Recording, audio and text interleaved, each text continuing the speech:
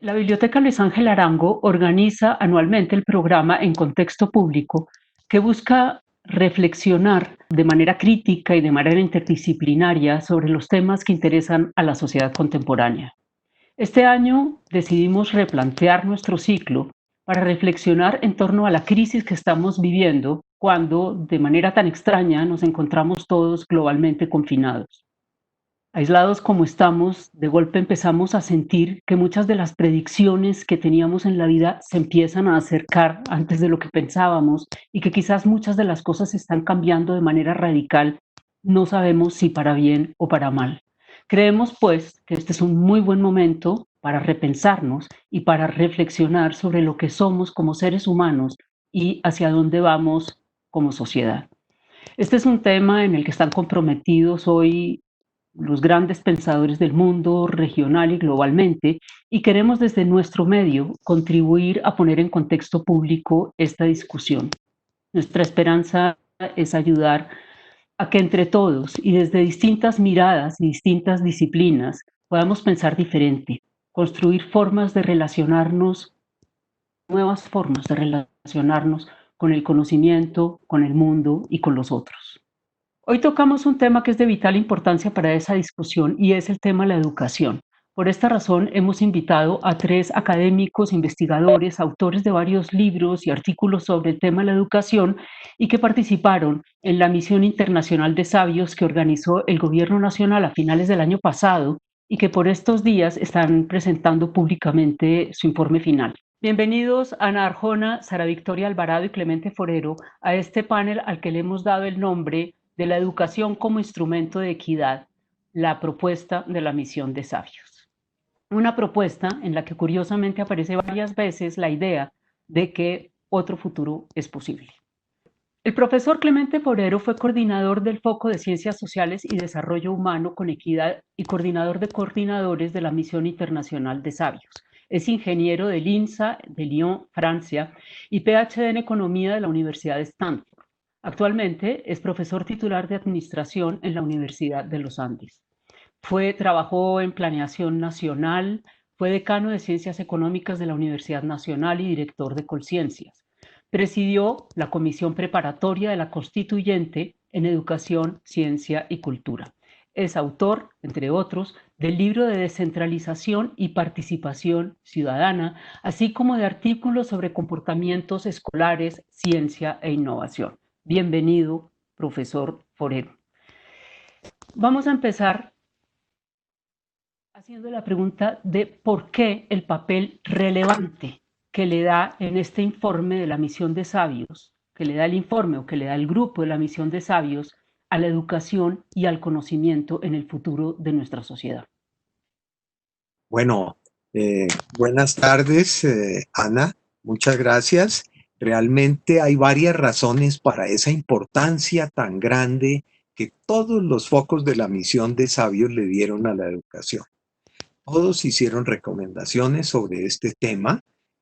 Las recogimos en unas secciones que son de consenso de todos los 47 miembros convocados, y la razón principal es que un objetivo central que le propone la misión a la sociedad colombiana es que cambie la base de su desarrollo. En la actualidad, la explotación de los recursos naturales no renovables es el alimento principal de ese desarrollo. Y lo que le hemos propuesto al país es que cambiemos eso y que tomemos el conocimiento como la base fundamental del crecimiento de la economía, pero también del desarrollo humano de las colombianas y los colombianos. Esa es la primera razón. La segunda es que, pues, si tenemos ese objetivo de fundamentar nuestro desarrollo humano en el conocimiento, es necesario que hagamos grandes esfuerzos. Y hemos analizado las experiencias de muchos países, en particular de Corea, de Finlandia, la experiencia de los Estados Unidos entre 1890 y 1980, y nos hemos dado cuenta de que hay una coincidencia muy clara entre las políticas de educación de todos esos países. Es que durante esos periodos en que más crecieron económicamente, en que más se desarrolló humanamente esa sociedad tuvo como fundamento el ofrecer una educación universal, una educación para todas y todos. Entonces, con base en eso, nosotros en la misión que teníamos como principio de base que la equidad y el desarrollo humano eran importantes, dijimos, vamos a hacer un esfuerzo por organizar en nuestro país el sistema educativo de una mejor manera, por ofrecer a amplias capas de la población una educación en distintos niveles. Y pensamos que si hacíamos este esfuerzo en educación, podemos tener como objetivo para la sociedad que en el año 2042 todas las colombianas y colombianos que cumplan 18 años habrán pasado por una educación de 0 a 5 años y por una educación media que les va a abrir posibilidades, que les va a dar la posibilidad de ser libres en la medida en que tengan más opciones. Esas son las razones fundamentales por las que la misión escogió a la educación como uno de los pilares centrales de su recomendación. Profesor Forero, en ese sentido, ¿qué cambios estructurales debe hacer el sistema de educación del país para alcanzar esos objetivos? Nosotros hicimos algunas recomendaciones muy específicas. La primera de ellas es universalizar la educación de 0 a 5 años, es decir, que todas las niñas y niños del país tengan acceso a una educación con atención integral, tiene que ser, y que sea de alta calidad. Porque estamos convencidos que la educación sin suficiente calidad lo único que hace es reproducir las condiciones de inequidad en que nos encontramos en este momento en el país. Si queremos que el sistema educativo sea un sistema que cierre las brechas, por ejemplo, entre los niños que vienen a la escuela con condiciones favorables y los niños que no tienen esas mismas condiciones favorables, necesitamos que la educación sea de calidad. Y educación de calidad significa, ante todo, que nos vamos a preocupar no solamente por los excelentes, por los mejores estudiantes, sino nos vamos a preocupar porque todos los estudiantes, porque todas las niñas y los niños reciban una educación que les permita nivelarse a partir de ella para desempeñarse de mejor forma en la sociedad. Entonces, esa primera recomendación es fundamental. Educación integral para todas las niñas y niños del país, y esto en un horizonte de aproximadamente 8 a 10 años. Dentro de 10 años debemos tener esa universalización, ese acceso para todo el mundo a este nivel. La segunda recomendación es que cuando llegan a los 15 años más o menos, terminan el 9º grado, los niños y las niñas, los adolescentes, se encuentran con que tienen que salir a trabajar y que no pueden continuar. Entonces tenemos una cobertura en primaria y secundaria que es muy alta. En educación básica tenemos una cobertura que es superior al 95%, pero al llegar a educación media, esto se cae prácticamente a la mitad, un poquito más del 50% según las más recientes mediciones. Es esa cobertura. Ahí tenemos que romper esa traba. Tenemos que ofrecer las posibilidades de que estas niñas y niños, estos adolescentes, puedan acceder a una educación media que los oriente hacia su trabajo, que los oriente hacia la universidad, que les dé una fundamentación científica suficiente para que si después escogen una carrera técnica, no sean técnicos improvisados, sino que sean técnicos con bases científicas como en los sistemas de Alemania o de otros países que son expertos en este tipo de formación.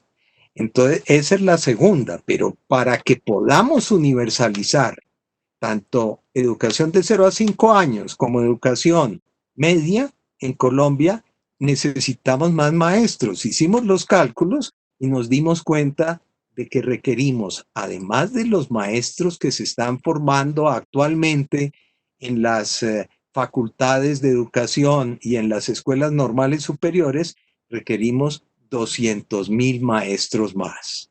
¿Cómo los formamos? Entonces los tenemos que formar primero fortaleciendo esas normales y esas facultades de educación, pero igualmente conectando la formación de los maestros con la investigación para que sea una formación de altísima calidad. Queremos que estos 200.000 maestros nuevos tengan la posibilidad de recibir una educación, una formación a través de la investigación, una, una, una educación que les permita, una educación que les permita estar en la frontera de los conocimientos en educación. Hicimos un diagnóstico de la situación de los maestros del país y encontramos que hay dos aislamientos. Los maestros colombianos en más de 1.000 municipios del país, los más pequeños, están en una situación en la que están aislados tanto de la comunidad donde están como de la cultura y de la ciencia en particular. Y queremos romper eso. Y estamos proponiendo también un instituto de investigación en educación y alta formación de maestros. Esa es otra de nuestras propuestas, junto con unos centros municipales, porque si tenemos una política que viene de arriba hacia abajo, tenemos que tener otra política que vaya de abajo hacia arriba, junto con unos centros de innovación y educación locales, en donde los maestros se encuentran con la cultura, se encuentran con las familias y se encuentran entre ellos para un proceso de aprendizaje que en este caso no es solo para los nuevos maestros que necesitamos, sino para todos los maestros que en la actualidad están ejerciendo. El profesor de AEN, Stanislas de Aen, investigador francés, profesor que formó parte también de la misión de Sabios, explica que es imposible en el país cerrar las brechas de la inequidad social y económica debido a la falta de calidad, y no solo en este país, en la mayoría de los países, en muchos de los países hoy en día, debido a la falta de calidad en la educación. Yo creo que ese debe ser el centro y creo que es el centro donde ustedes han puesto el foco. Cómo definen ustedes el tema de calidad en la educación? De alguna manera lo ha contestado, pero yo quisiera entrar un poco más en ese concepto de la calidad de la educación. Bueno, le voy a contar una experiencia personal. En los últimos 2 semestres, a partir de esta relación con el profesor de AEN en la misión, yo cambié de método en las clases que dicto. Yo siempre me ocupaba, le daba como más atención a los mejores estudiantes. Les sigo dando mucha atención, pero me aseguré de que aquellos estudiantes que en una prueba, por ejemplo, comenzaran a mostrar dificultades, tuvieran la posibilidad de nivelarse con los demás. Yo creo que ese es uno de los principios fundamentales que nos permite relacionar educación con equidad. Si nosotros como maestros no hacemos eso, realmente va a ser muy difícil que la educación sea un instrumento de movilidad social. Si nosotros permitimos que esas diferencias con que llegan los estudiantes al aula se mantengan, no vamos a cumplir con ese propósito de equidad que siempre le atribuimos a los procesos educativos. Yo creo que ese ejemplo nos muestra exactamente lo que la propuesta del profesor Durain. Él está convencido de que esa es la manera como se deben conectar estos dos conceptos que son fundamentales, particularmente en una sociedad como la nuestra, donde la inequidad, podemos decir, es la regla.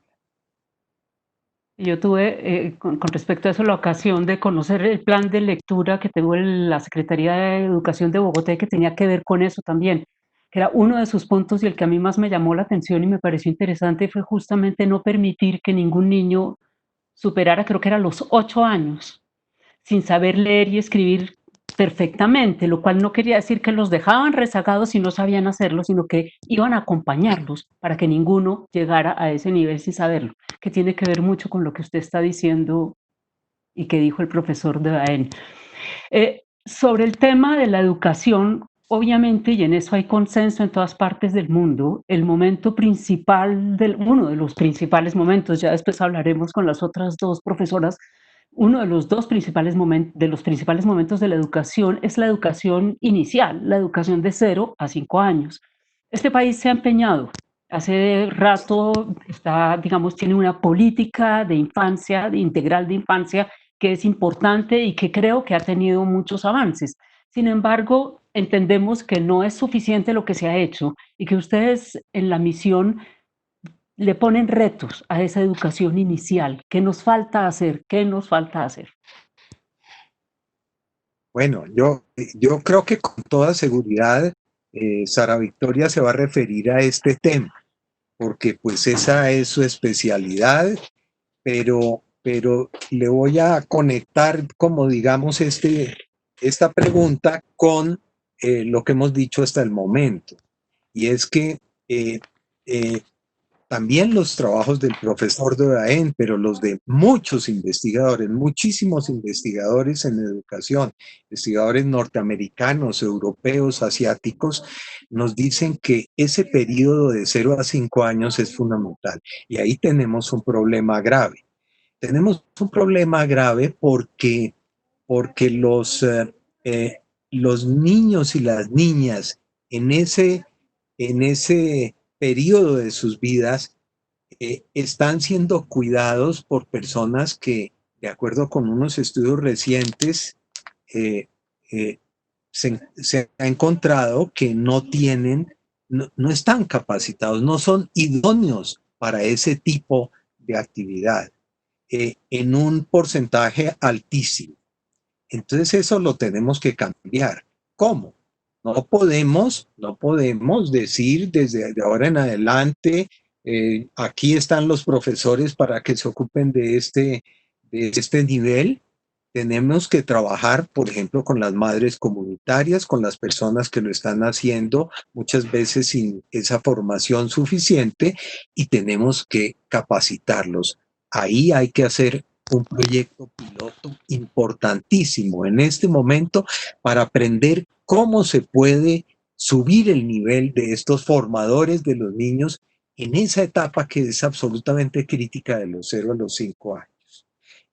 Hay otros proyectos piloto, queremos tener igualmente en distintos municipios, uno en el Chocó, otro en Putumayo, otro en La Guajira, otro en Meta, otro en Caldas, 5 proyectos pilotos, municipios en los cuales vamos a ofrecer una educación con formación integral para los niños de 0 a 5 años, y vamos a tener unos centros de investigación e innovación donde se reúnan los maestros con la comunidad.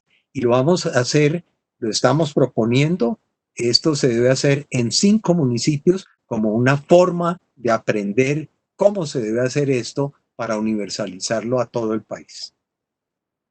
Sí, es muy interesante y es posible que después podamos profundizar, si nos da tiempo, sobre ese sistema que ustedes están estructurando, montando, proponiendo, ese gran sistema de aprendizaje y sobre todo esos centros locales de innovación e investigación. Voy a pasar ahora a otro tema, pero después me gustaría, si nos da tiempo, hablar sobre esos centros de investigación.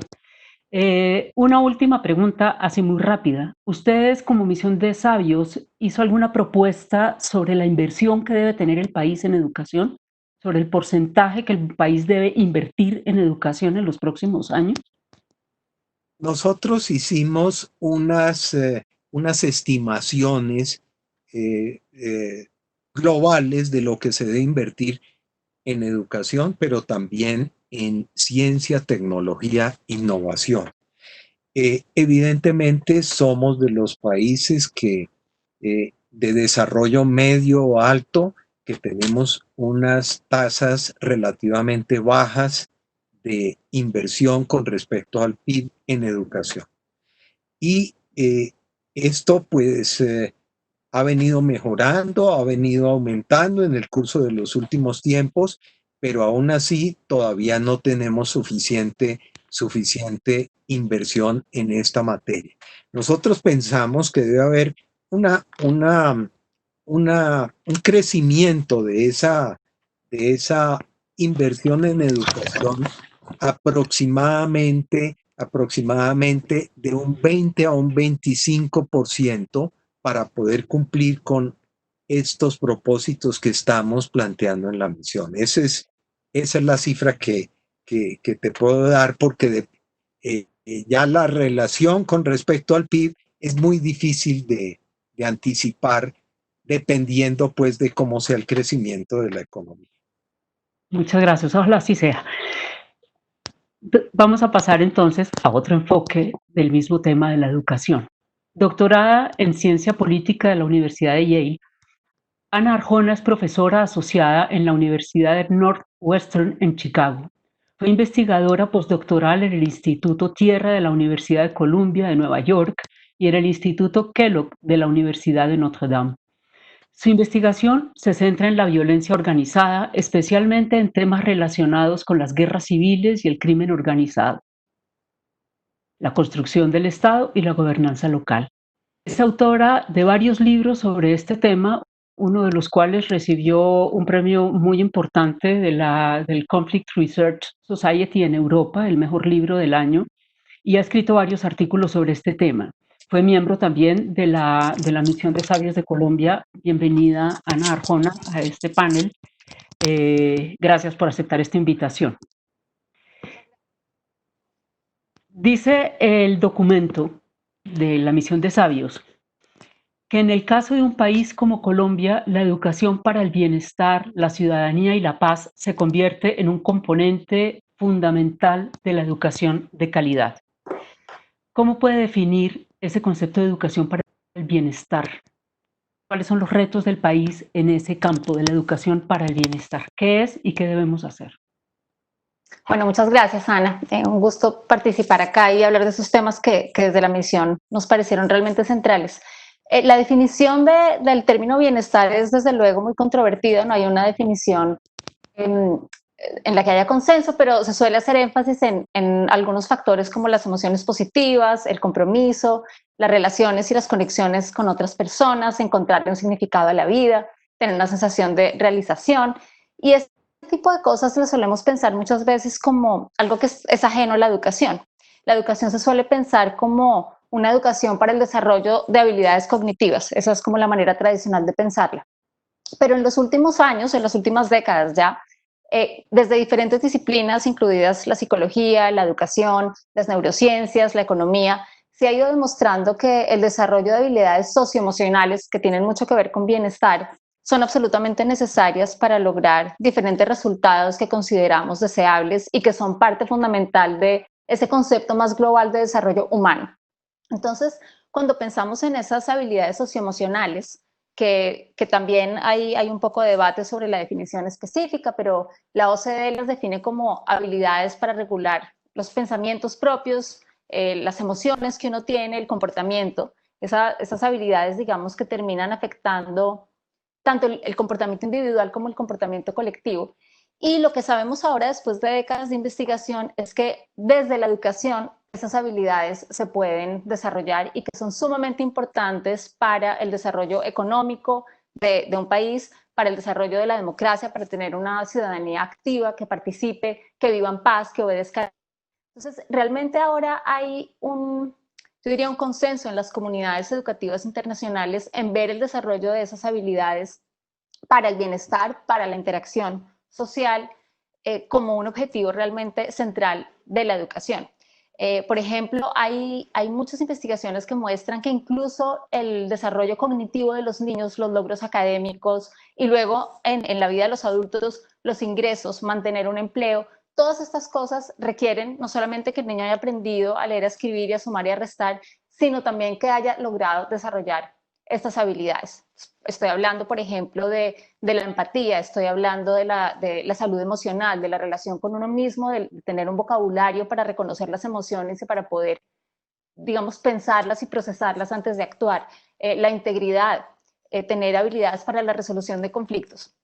Entonces, partiendo de esto, digamos, de este reconocimiento de la importancia de estas habilidades y, y del papel que la educación debe jugar en desarrollarlas, en el trabajo en la misión estuvimos analizando los retos que tiene el país y realmente nos encontramos con una situación alarmante, diría yo.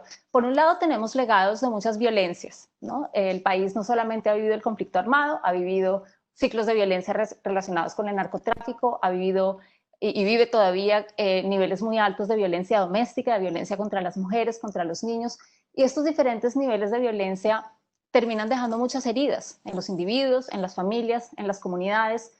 Las habilidades socioemocionales son esenciales para, por un lado, lograr que las personas tengan herramientas para prevenir ciclos de violencia, por otro lado, las personas a que el trauma sea menos fuerte, digamos, a que logre procesar algunos de estos eventos traumáticos, y por otro lado, desarrollar esas habilidades socioemocionales en comunidades que han sufrido trauma nos ayuda a cerrar un poco las heridas y avanzar juntos hacia ese desarrollo humano. Por otro lado, el conflicto armado también implicó que muchas comunidades en el país vivieran a nivel local en unos contextos donde sus derechos y libertades básicas no estaban. Los grupos armados eran los gobernadores de hecho que imponían reglas y castigos para quienes incumplían, y muchas personas tuvieron que vivir una democracia cautiva, secuestrada por actores armados, una ausencia de Estado de Derecho, y eso también deja heridas en nosotros como ciudadanos, ¿no? Entonces ahí también es necesario que la educación juegue un papel y en que eduquemos a nuestros niños, a nuestros jóvenes para ser ciudadanos más activos y que exijan democracia y que exijan Estado de Derecho. Por otro lado, lo otro que estuvimos mirando en la misión, pensando en este tema del bienestar, son los retos en relación a la salud mental de los niños y los jóvenes, y realmente el panorama es desolador. Las cifras recientes muestran que Colombia es uno de los países con las tasas más altas de suicidio. Es algo de lo que no se habla mucho, pero es realmente alarmante. Y no solo eso, sino que estos son cifras recientes también oficiales. La tasa de secuestro entre niños, niñas y jóvenes aumentó más o menos en un 35% entre el 2011 y el 2017. Entonces, no solo estamos mal, sino que estamos yendo a peor. Entonces, realmente tenemos una situación de salud mental que es alarmante y desde la educación tenemos que lograr hacer algo al respecto. Entonces, los retos son que sabemos que esas habilidades socioemocionales son fundamentales para el bienestar individual y colectivo y para el desarrollo económico, especialmente en las economías del siglo XXI. Sabemos que tenemos una población que ha sufrido traumas y un sistema educativo que ha sido afectado de muchas maneras por esas violencias. Los docentes también han sido víctimas, han sido los blancos de muchos grupos armados, y la violencia ha permeado el sistema educativo de diferentes maneras. Y sabemos también que desde la educación se puede mejorar un poco la situación y se pueden desarrollar esas habilidades. Entonces, lo que propusimos desde la misión es que se hagan programas, intervenciones que ayuden a desarrollar esas habilidades socioemocionales, que nos permitan darle a los niños esas herramientas para poder enfrentar estas situaciones difíciles y para ser personas con más bienestar y mejores ciudadanos. Hay muchas experiencias internacionales, muchas veces se piensa que esto no es una prioridad, pero repito, ha sido una prioridad de muchos países y de muchas investigaciones, y lo que se ha investigado mucho es cómo prácticas contemplativas, por ejemplo, la meditación con respiración, yoga, hay diferentes maneras y se ha hecho de diferentes formas, Estos programas, estas intervenciones han tenido unos logros y unos impactos fundamentales en el desempeño académico de los niños, en la relación social de los niños, en el uso de violencia y en la aceptación de la violencia.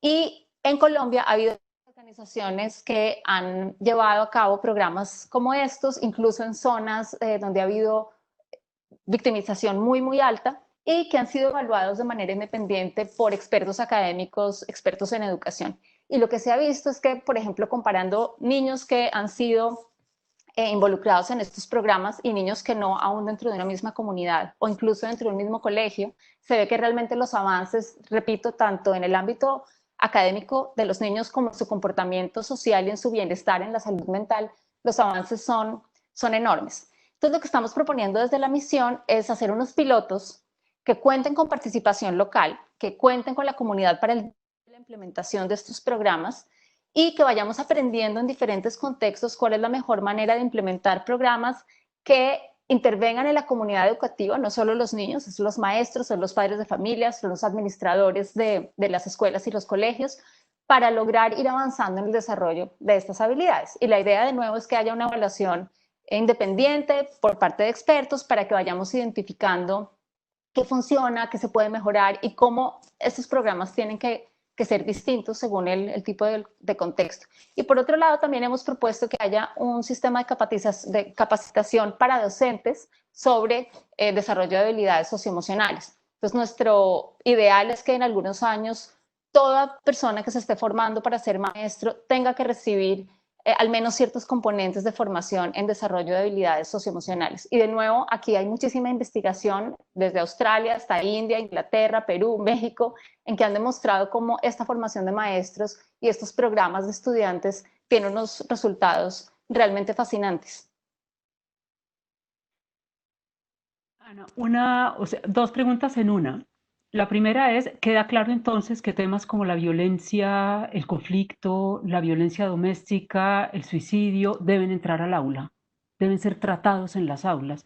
Y la segunda es esa importancia. Yo quisiera que profundizara un poquito más sobre esa importancia que le han dado ustedes en este documento a la cultura local, a los saberes locales, a los saberes ancestrales. No sé si es los saberes ancestrales, pero sí a la cultura local, a la cultura de una comunidad. Yo quisiera que profundizara un poquito en eso. Yo creo que hay muchos puntos ahí. Bueno, lo primero sobre el primer punto que decías, yo creo que no necesariamente que haya que hablar de suicidio en el aula, y de hecho hay que pensar con mucha calma cómo se diseñan intervenciones en comunidades y en niños que hayan sido víctimas de hechos violentos, por ejemplo, muy traumatizantes, ¿no? Aún un programa de meditación o de yoga tiene que tener unas condiciones particulares si estamos hablando de una comunidad o de un niño en particular o niña con un trauma muy grande. Pero sí que estas habilidades socioemocionales ayudan a superar y a prevenir, digamos, secuelas de estos traumas. Sobre tu segundo punto, creemos que es supremamente importante lo local de muchas maneras. Y aquí voy a tratar de atar un par de temas que están dentro de las propuestas que hicimos. Por un lado, como bien decía Clemente, las políticas no pueden solo venir de arriba hacia abajo, sino que desde abajo tiene que haber una apropiación de la educación como una herramienta de la comunidad, de las familias para el desarrollo humano, y también teniendo en cuenta la definición de desarrollo que tienen las comunidades, teniendo en cuenta no solamente las particularidades económicas, hay zonas donde la biodiversidad y el turismo puede ser lo más importante y eso también debe guiar contenidos educativos, sino también la visión que se tiene sobre qué es el desarrollo humano, ¿no? Entonces, por un lado está ese componente como la definición de cuáles son los objetivos, por decirlo así. Por otro lado, creemos que si no hay una apropiación y una participación activa, sea el gobierno, sea el cabildo, sea el consejo comunitario de una comunidad afrocolombiana, si no hay esa apropiación, es muy difícil que muchas de estas innovaciones tengan los frutos que queremos, porque cuando las cosas vienen impuestas desde arriba y no hay realmente una apropiación y un empuje desde abajo, sobre todo cuando estamos hablando de hacer grandes transformaciones, es muy difícil que se consoliden. La otra razón, y es la otra pata, digamos, de esta propuesta de los pilotos para pensando en el bienestar y en la ciudadanía, es que en zonas donde ha habido conflicto armado creemos que educar para la paz, que también es educar en memoria histórica, es absolutamente fundamental.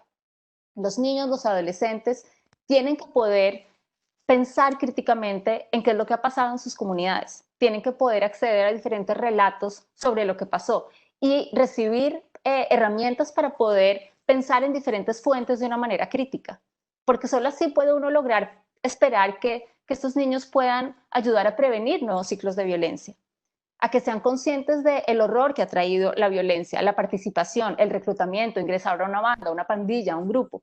Es necesario hacer que nuestros niños y adolescentes y niñas sean conscientes de la historia, no solo de su país, sino de su comunidad, y puedan reflexionar críticamente sobre las decisiones individuales y las responsabilidades individuales y colectivas que tenemos sobre esas violencias. Entonces, otra herramienta fundamental es educación en ciudadanía, enseñar cómo funcionan nuestros sistemas políticos, qué es participar activamente en la democracia, cuáles son los derechos, cuáles son las exigencias que el ciudadano debe hacer de sus gobernantes, y también una reflexión crítica sobre los horrores de violencia que hemos vivido. No es un tema que se deba sacar de los currículums, no es un tema que se deba politizar y volver un tabú, es un tema que tenemos que enfrentar y que tenemos que apropiarnos para superarlo.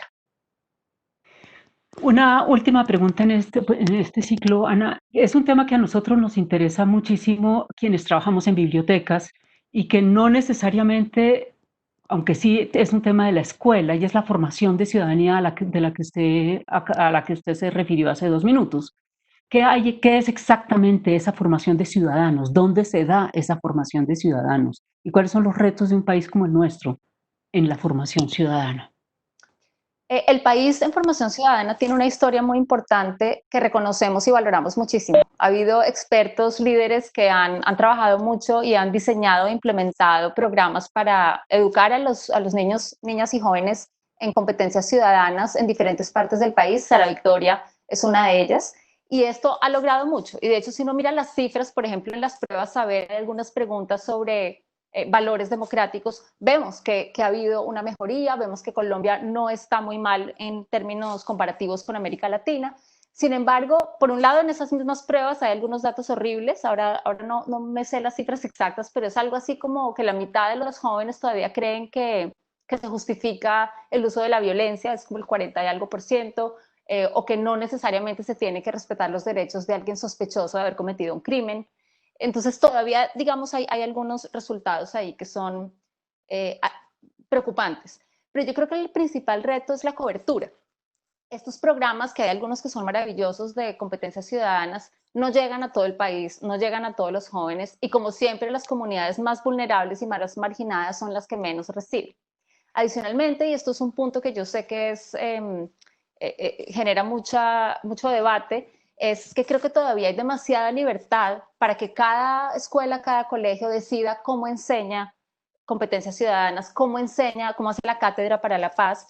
Y en esa libertad, digamos, extrema, sin lineamientos y sin formación, en muchos casos, en los mismos docentes, pues estamos perdiendo la oportunidad de realmente asegurarnos que todos nuestros niños y niñas y jóvenes están recibiendo la educación mínima sobre ciertos conceptos necesarios para poder ser buenos ciudadanos. Tú me preguntabas en qué consiste esa educación. Yo creo que hay dos componentes centrales. Uno son conceptos sobre cómo funciona nuestro sistema político, qué es ser un ciudadano que participa, un ciudadano activo. Y lo otro tiene mucho que ver con las habilidades socioemocionales de las que hablaba antes. Y de hecho ahí esas dos literaturas, esos dos ámbitos de investigación están muy compenetrados. Para lograr tener buenos ciudadanos también hay que reforzar la empatía, el cuidado por el vecino, el cuidado por la comunidad, el cuidado por la obediencia a la ley. También hay que reforzar habilidades en resolución no violenta de conflictos. Entonces ahí se compenetran mucho los programas de desarrollo de habilidades socioemocionales y los programas de desarrollo de competencias ciudadanas. Y yo añadiría que para países como Colombia, la paz es la otra pata. Y quisiera añadir una cosa más. En todos estos temas de habilidades socioemocionales y de competencias ciudadanas, hay muchos ejemplos en el mundo y hay una investigación muy fuerte. Nos podemos, digamos, pegar de lecciones aprendidas en muchos lugares, incluido Colombia. En educación para la paz y en memoria histórica, este es un ámbito muy nuevo.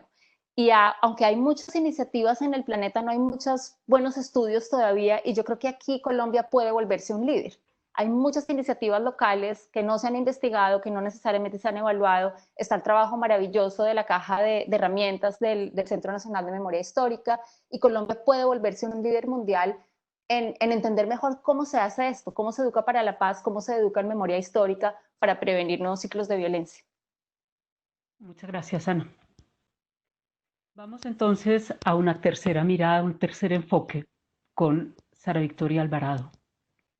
Ella es psicóloga de la Universidad Javeriana, magíster en Ciencias del Comportamiento, doctora en Educación y postdoctora en Ciencias Sociales, Niñez y Juventud. Actualmente es directora del Centro de Estudios Avanzados en Niñez y Juventud de la Alianza de la Universidad de Manizales con el CINDE y de su doctorado en Ciencias Sociales, Niñez y Juventud. En su trayectoria académica ha sido consultora en temas de formación ciudadana y construcción de paz de distintos organismos, entre ellos el Ministerio de Educación, y actualmente es líder del grupo de investigación en perspectivas políticas, éticas y morales de la niñez y la juventud. Además de su labor académica, es autora de un importante número de artículos y libros, entre los que se destaca La escuela como territorio de paz. Bienvenida, Sara Victoria. Gracias, Ana. Un gusto estar aquí esta tarde reunida con ustedes. Sara Victoria, si hay un sector que ha tenido que sufrir los rigores de esta pandemia, es el de la educación. Los niños, los jóvenes, los maestros han tenido prácticamente que reinventarse las formas de relacionarse unos con otros. ¿Va a transformar esto el sistema educativo? ¿Va a transformar las formas como se enseña y cómo se recibe clases, cómo los niños interactúan con sus maestros? Yo creería, Ana, que indudablemente la respuesta es sí. Yo creo que no va a existir un maestro igual ni una escuela igual después de enfrentar esta pandemia.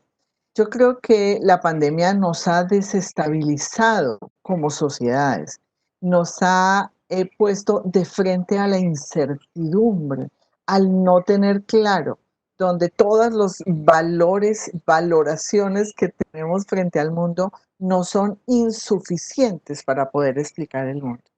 Y esta pandemia ha puesto una condición que a mi juicio es muy fuerte en las sociedades, que tiene que ver fundamentalmente con el control del cuerpo, con el control de los espacios, con las expresiones del afecto entre las personas. Esto ha ido, diríamos, esto se ha ido poniendo en evidencia en condiciones muy desiguales en nuestra sociedad. La pandemia la estamos viviendo de maneras muy distintas a aquellas personas que nos hemos podido confinar en contextos o en entornos seguros, donde tenemos unas formas de autosubsistencia que nos permiten en ciertos niveles de soledad, pero vivir la vida de una manera digna. Pero la gran mayoría de personas en nuestro país no están pudiendo vivir la vida de esa manera. Diríamos como que toda la brecha de desigualdades digitales se está poniendo totalmente de manifiesto. Aquellas cosas que ya sabíamos en la educación que pasaban, que había personas que tenían acceso amplio al conocimiento y a toda la vida digital y personas que iban muy rezagadas, eso toma toda su expresión en esta situación de confinamiento. Creo que a eso se ha sumado algo, a mi juicio, muy interesante, y es que se ha desestabilizado el sistema educativo, se ha desestabilizado en todas sus expresiones, en expresiones que eran ya como muy sólidas en términos de currículos, lineamientos curriculares, prácticas de supervisión, que estaban ya muy parametrizadas, se han desestructurado porque no sirven para enfrentar lo que está pasando. Creo que ya sabíamos que teníamos problemas en los procesos de formar a nuestros maestros, eso ya lo sabíamos. Ya sabíamos que hay muchos maestros que tienen una fuerte formación pedagógica, pero una débil formación en las áreas disciplinares de especialidad. Y a su vez que hay muchísimos personas que hoy fungen como maestros que tienen una muy buena formación disciplinar, pero una muy mala formación pedagógica. Y estos vacíos en la formación han generado prácticas de poca calidad, según lo muestran todos los indicadores que miden la calidad de la educación en nuestro país. Yo creo que a esta situación que ya existía, la pandemia, ¿qué le ha aumentado? Ha explicitado o ha hecho visible la falta de formación de nuestros y nuestras maestras en términos de todo lo que significa la virtualidad, el relacionamiento con algoritmos distintos a las letras y a los números, todo lo que tiene que ver con el relacionamiento con máquinas. Todo esto en nuestros maestros, en general con honrosísimas excepciones, tienen unos rezagos muy importantes. Estas deficiencias han hecho que los maestros no se puedan adaptar fácilmente ni hayan podido replantear sus currículos, sus pedagogías, sus expresiones didácticas en este contexto particular. No lo han podido hacer rápidamente y entonces hemos tenido muchísimas frustraciones, muchísimas expresiones de fracaso que se expresan de maneras distintas y se esconden de maneras distintas, pero que al interior de las familias, especialmente de las familias de bajos ingresos, las familias rurales de nuestro país, esto es realmente muy complejo. ¿Qué ha pasado también? Ha ocurrido que nosotros tenemos un discurso sobre la participación de las familias en la formación, pero es un discurso, porque realmente las escuelas van por un lado y las familias van por otro lado. Pero en este momento ocurre algo inesperado y es que toca casi que entregarles a las familias la función de la educación. En este confinamiento en las casas, el rol de la familia tuvo que mutar de una manera muy rápida con cosas fuertes, y es que hay un gran analfabetismo en muchas de nuestras familias, analfabetismo digital, y hay muchísimas prevenciones sobre estas mediaciones de la digitalidad que no les son comunes y frente a las cuales los padres, los cuidadores, los hermanos mayores se sienten inseguros para este uso.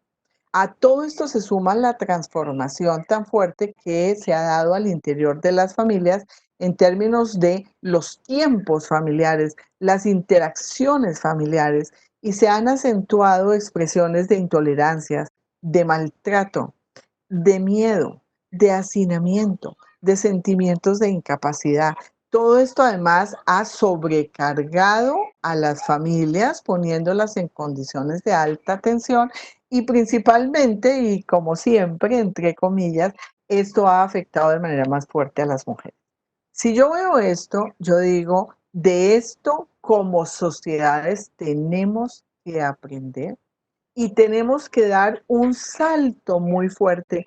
El salto por pospandemia no es para salir de la pandemia, es para aprender a vivir y a educarnos como sociedad de una manera radicalmente distinta.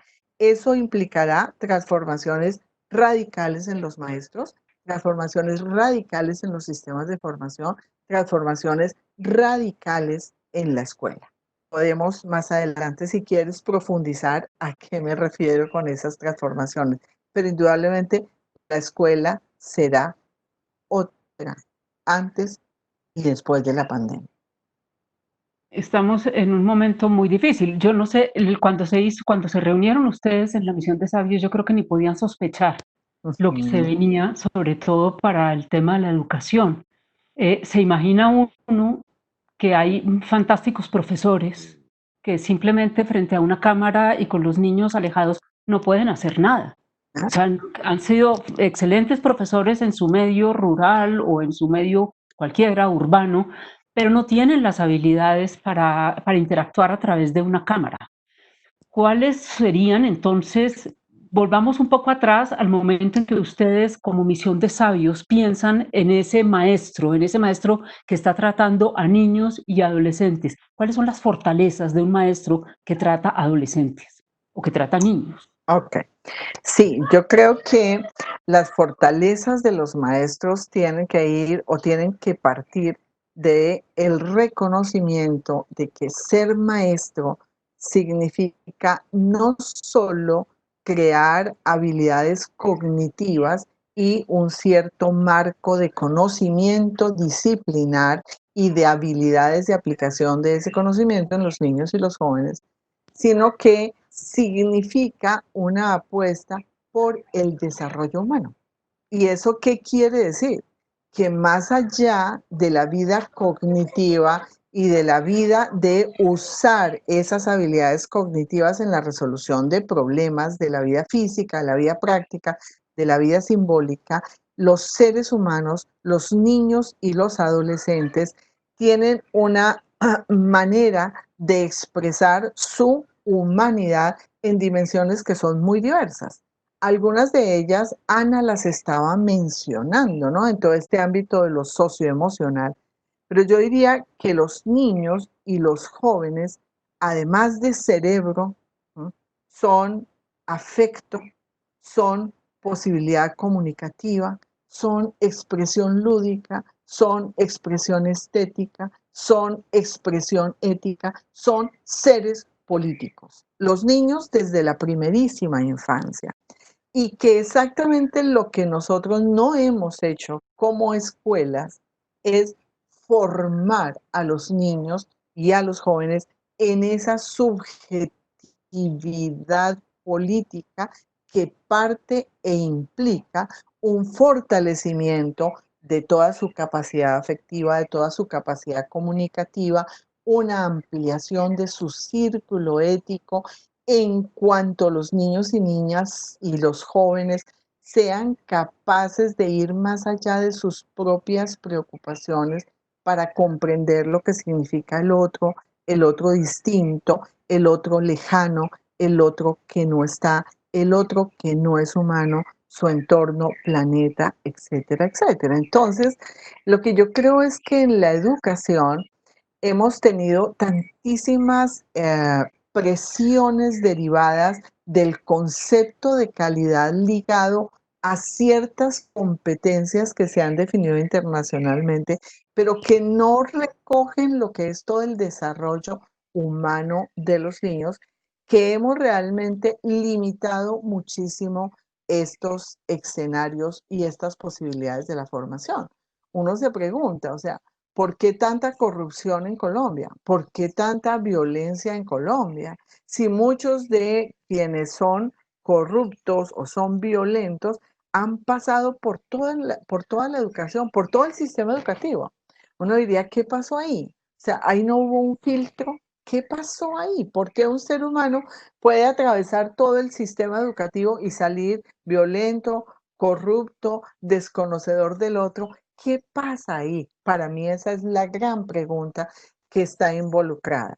Yo creo que nosotros como misión lo pensábamos de esa manera cuando decíamos, nosotros necesitamos apuntarle al desarrollo humano, no solo al acceso al conocimiento, también al acceso al conocimiento, fundamental desde la educación. Pero cómo la educación tiene que apuntarle al desarrollo humano integral desde la primerísima infancia para que podamos ser seres humanos capaces de enfrentar la vida y capaces de enfrentar el mundo. Entonces yo pensaría que la apuesta de la misión en todos estos pilotos que hemos planteado cuando nos referimos a la primera infancia, cuando nos referimos a la educación media, tiene que ver con una formación que se nombra como integral, pero que hace alusión fundamentalmente es a un desarrollo humano de todas las dimensiones de el niño y el joven como sujetos. Gracias, Sara Victoria. Una última pregunta. Como ya no sabemos si la educación va a ser a través de pantallas o va a ser, yo quiero salirme de todo este ámbito del cómo es formalmente la educación, para hacer una pregunta muy general y es Sí. hablando sobre todo de los jóvenes otra vez. ¿Cómo pueden contribuir los niños y los jóvenes al futuro de un país que está buscando la paz? Es extraña, pero creo que nos da posibilidades de pensar cuál debe ser como para la realidad de este país, las actitudes de los niños y de los jóvenes, qué es lo que tienen que desarrollar. Me encanta tu pregunta, Ana. Me encanta tu pregunta porque es una pregunta que yo me he hecho desde hace muchos años cuando decidí junto con un grupo crear un programa que se llama precisamente Niños, Niñas y Jóvenes Constructores de Paz. ¿Y qué es lo que hicimos allí? Nosotros lo que hicimos fundamentalmente fue decir, ¿por qué no les pedimos a los propios niños y a los propios jóvenes que ellos nos expresen no solo cuál es el mundo que ellos quieren configurar, sino ellos cómo creen que hay que configurar condiciones y posibilidades de paz en esa construcción? ¿Y cuál es el rol que todos podemos jugar en el proceso? Y eso fue una cosa maravillosa porque en esa construcción nosotros aprendimos de los niños y los adolescentes que la paz no se podía construir a punta de cátedras de Constitución colombiana, ni de cátedra de la paz en los 1000 días de la paz en Colombia, ni de cátedras que fueron como banalizando, a mi juicio, toda la perspectiva de las competencias ciudadanas, sino cómo significaba hacer unas transformaciones subjetivas radicales en esos niños y en esos adolescentes. Cómo si tú no logras transformar toda la perspectiva afectiva de un niño desde pequeñito, que aprenda a tener un autoconcepto sano y que aprenda a valorar al otro como distinto y a apreciarlo precisamente por su diferencia y aprenda a que solo de esa manera podemos configurar condiciones de equidad. Si no podemos hacer eso, la equidad es un discurso. Pero si tú logras configurar eso con los niños, se generan las condiciones de equidad en sí mismas. Aprendimos que las formas de enseñarle a un niño, o mejor de desarrollar con un niño su posibilidad comunicativa, no está solo en enseñarle técnicas asertivas, técnicas de asertividad, porque creo que eso nos pasó mucho con las competencias ciudadanas, que se fueron volviendo casi técnicas de asertividad, técnicas para resolver conflictos, y no cómo poder trabajar con los niños y con los jóvenes la posibilidad de la comunicación como la exposición honda de lo que yo soy, cómo me exteriorizo y cómo le permito al otro hacerlo. Cómo en todo el ámbito de la moral y la ética significaba hacer unos tránsitos del principio axiológico como concepto a los principios que regulan la vida en común. Pongo un ejemplo. Cómo el respeto como principio axiológico tiene como contraparte la obediencia del niño. Entonces el niño respeta eh, porque es obediente, ¿cierto? Obedece porque respeta. Pero cuando tú empiezas a entender que el respeto no se agota allí, sino que está muchísimo más articulado al reconocimiento del otro en su diferencia, a la aceptación del otro en su diferencia, o que la responsabilidad no está asociada al deber, sino a la solidaridad y a las búsquedas conjuntas, o que la justicia no está asociada a la sanción y a la retaliación, sino a una experiencia honda de equidad. Y a que realmente lo que tenemos que trabajar con los niños y con los jóvenes tiene que ver con eso que yo he llamado y que nombro la ampliación del círculo ético, y que se puede trabajar de unas maneras bellísimas, aún con los chiquitingos de 3 años, de 4 años, cómo es que tú puedes hacer esa ampliación. Y finalmente, cómo es que tú fortaleces lo que yo nombro la subjetividad política o la capacidad de agenciar la vida. Y que la capacidad de agenciar la vida tiene que ver en últimas con que un niño o un joven pueda desarrollar pensamiento propio, pueda tener capacidad de dudar de sí para que no desarrolle posiciones dogmáticas frente a la vida, pueda tener la capacidad de desarrollar la memoria como una forma vital de estar parado en el mundo, siempre mirando sus raíces y siempre construyendo el futuro que quiere construir, que pueda articular su vida y la construcción de futuro de la mano de muchos en prácticas de acción colectiva para el bien común, que pueda aprender a renegociar el poder, desde estas instancias en la toma de decisiones desde que los niños son pequeños y eso se va procesando. Entonces, ¿qué pienso yo?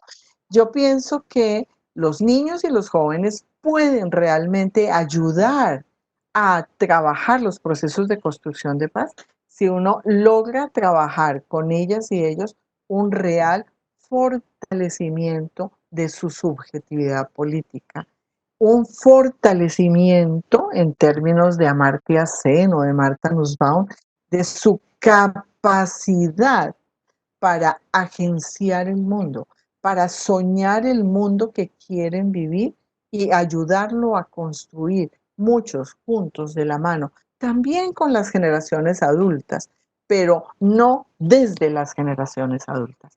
Creo que el mundo nunca puede ir hacia atrás. Yo creo que el mundo va hacia adelante y que nosotros somos apenas seguidores de ese mundo que se abre para las infancias y las juventudes. Muchas gracias, Sara Victoria. Me queda una última pregunta que en realidad son dos, si tengo tiempo, se la hago al que la quiera contestar de ustedes. Obviamente, desde el lado del que yo estoy hablando, que es desde la Biblioteca Luis Ángel Arango, me inquieta mucho saber qué opinión tienen ustedes o qué opinión tuvieron como Misión de Sabios del papel que juega una biblioteca hoy en un país como el nuestro, tanto para la educación de los niños y los jóvenes como para, en general, la formación de ciudadanos. Esa es una. Y la otra tiene que ver, algo que también tiene que ver con la biblioteca, y es la importancia de la educación científica, la importancia del estímulo de la curiosidad, o sea, de la investigación a partir de preguntas que se hacen los niños y que responden esa secuencia de la pregunta y la respuesta a través de la investigación, para lo cual sirve una biblioteca en el desarrollo de los niños. No sé si está muy compleja mi forma de preguntarlo, pero ustedes, creo que nos queda poco tiempo, entonces les pediría que el que quiera conteste de manera, pues que ojalá contestaran todo su mirada rápida. A ver, yo pensaría que el papel de las bibliotecas es fundamental en la misión. De hecho, nos reunimos con las personas que trabajan todas las bibliotecas municipales para entender cómo estos son espacios de construcción cultural en las regiones y cómo en estos espacios de construcción cultural es que podemos realmente lograr, diríamos, como todo el despliegue de todas estas sensibilidades y estas capacidades de construir colectividad y construir ciudadanía. Yo creo que las bibliotecas son fundamentales. Lo que creo es que las bibliotecas ya se han ido transformando muchísimo, pero que tienen que transformarse cada vez más como esos espacios de puertas abiertas a la construcción y al reconocimiento de las culturas, y las culturas que no están solo en los libros, ni solo en las imágenes que han logrado cierto nivel y cierto estándar, sino que muchas veces están precisamente en esas voces ancestrales, locales, que tenemos que aprender a reconstruir. En el sentido que tú planteas de la educación científica, la investigación, a mí me parece que lo más importante que pasa en una biblioteca y que nunca debería dejar de pasar es la posibilidad de cultivar en los niños, sobre todo en los niños, en los más pequeños, desde el cuento, la capacidad de asombro. Yo creo que no puede haber investigadores en Colombia ni en el mundo si no logramos desarrollar la capacidad de asombro de los niños. Y para mí, la vía principal se llama imaginación, magia, articuladas en las narrativas y en los cuentos. Y creo que el lugar natural de todo esto son las bibliotecas públicas. Ana, ¿quiere decir algo? Sí, yo diría así muy brevemente que yo creo que por muchas razones en las nuevas coyunturas que tenemos, las bibliotecas van a jugar cada vez un papel más importante también como un lugar donde los niños y los ciudadanos aprenden a confiar en la ciencia, aprenden a separar los hechos de las opiniones, ¿no? Y a tener una reflexión crítica sobre las fuentes para formarse digamos, creencias sobre cuáles son los hechos, ¿no? Creo que sobre todo estas generaciones que se están formando con un acceso a tantas fuentes en Internet, en las social media, en las redes sociales, perdón, esa capacidad de saber que no es lo mismo la fuente de, ¿no? de algo que puso alguien en Twitter que un libro publicado de alguien que durante 5 años estudió un tema o durante 40. Eso es muy, muy importante para formar ciudadanos. Ese es un punto. Y el otro punto es que creo que también es fundamental tener ese espacio de, digamos, de ensayo, de ensayar temas, de ensayar respuestas que te dan los libros y que da un anaquel de libros de una manera que no lo da otra cosa, para estimular la curiosidad y el interés en la ciencia. Y hasta cierto punto, sin ese interés en la ciencia, también es difícil desarrollar la confianza en la ciencia. Entonces van un poco unidos también, sobre todo, creo yo, en las edades tempranas. Entonces sí me parece que la biblioteca tiene un papel fundamental, no solo como información científica y información de estos intereses, sino información de ciudadanos, como decía tu pregunta. ¿No? Me parece que es un papel fundamental y que debería convertirse en un espacio muy importante para las familias. Creo que deberíamos llegar al momento en que en cada barrio, en cada pueblo hay una biblioteca a las que las familias se acostumbran a ir, como pasa en muchos países, y que realmente tiene un efecto sobre la relación que los niños desarrollan con los libros y con ir a la biblioteca. Y dejo la respuesta ahí para no pasarme el tiempo. Muchas gracias. Muchas gracias, profesor Forero. Sí, bueno, esa pregunta me recuerda a una persona con la que tuve la fortuna de relacionarme mucho en alguna época, Alonso Takahashi, un profesor de matemáticas de la Universidad Nacional, era mi colega allá. Y alguna vez le pregunté, bueno, ¿tú cómo concibes una biblioteca? Y me dijo, ¿sabes qué es una universidad? Una universidad es una biblioteca con algunos servicios adjuntos alrededor de ella. Eso es una universidad. Y yo pienso que eso tiene muchísima razón.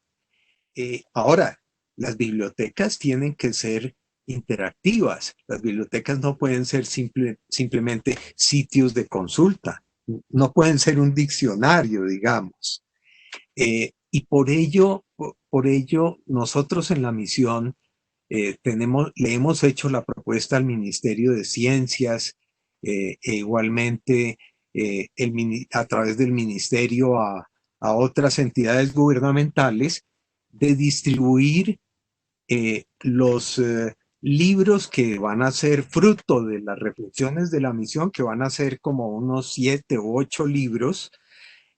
Fuera de este primero habrá unos 6 o 7 libros adicionales en todas las bibliotecas municipales del país. Estos son unos centros de una importancia absolutamente fundamental para el municipio, para los municipios. Yo he estado en municipios relativamente aislados y uno se encuentra al ir a esas pequeñas bibliotecas que muchas veces tienen cosas extremadamente valiosas, uno se encuentra no solamente los libros, sino las personas, los diálogos que se forman alrededor de esas bibliotecas. Hay una construcción de comunidad y una construcción de conocimiento colectivo muy importantes que se dan en esos espacios. Entonces, creo que eso hay que mantenerlo y por ello el valor simbólico de esta propuesta que hemos hecho de que en todas las bibliotecas municipales del país haya una copia de los volúmenes de la misión. Bueno, muchísimas gracias a ustedes tres por haber aceptado esta invitación y haber tenido conmigo esta conversación interesantísima sobre ese futuro que nos espera o esas reflexiones para lo que viene, como hemos llamado este programa, dentro de otros mundos posibles. Invitamos a todos los que nos están oyendo a conectarse a la transmisión en vivo, que en este momento se inicia con los tres profesores que responderán a las preguntas que ustedes tienen. Para conectarse, pueden dirigirse al link que les estamos compartiendo en este momento. Muchas gracias.